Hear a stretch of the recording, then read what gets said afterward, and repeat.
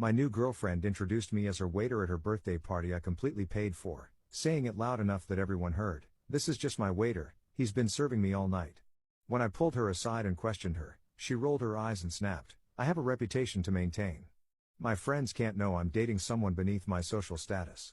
I didn't argue or make a scene.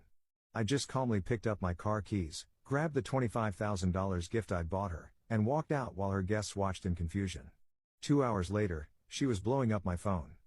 You know that moment when everything you thought you knew about someone just crumbles in front of your eyes? Yeah, well, buckle up because that's exactly what happened to me last Saturday night, and trust me, you're not going to believe how this story ends. So there I was, standing in the middle of this ridiculously expensive penthouse that I'd rented for my girlfriend Zoe's birthday party. And when I say expensive, I mean the kind of place that charges more for one night than most people make in a month. But hey, I wanted to make her 25th birthday special, right? I'd been planning this thing for weeks, coordinating with caterers, hiring a live jazz band, even flying in her favorite flowers from some fancy greenhouse in Oregon. The whole 9 yards. Zoe Blue, yeah, that's really her last name, and she never lets anyone forget it, had been dating me for about 8 months.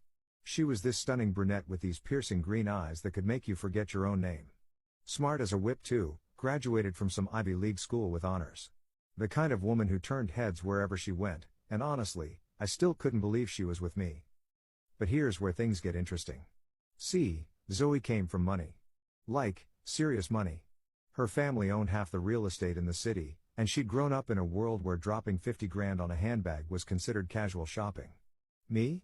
I came from absolutely nothing. Worked my way up from the bottom, built my own business from scratch, and yeah, I'd done pretty well for myself. But in her world, I was still just some guy who didn't have the right last name or the right connections. The party was in full swing when it happened.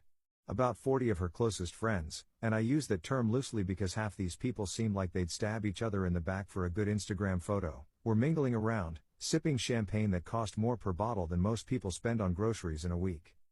I was coming back from the kitchen, carrying a fresh bottle of that ridiculously expensive champagne she loved, when I heard her voice cutting through the jazz music and chatter. But it wasn't what she said that stopped me dead in my tracks, it was how she said it. "Oh, this is just my waiter," she announced to a group of her friends, her voice carrying that particular tone rich people use when they're talking about the help. "He's been serving me all night." Have you ever had one of those moments where time just stops? Where everything around you goes completely silent even though you know there's noise everywhere? That's exactly what happened to me. I stood there, bottle in hand, watching as her friends all turned to look at me with these amused little smirks on their faces. "Your waiter?"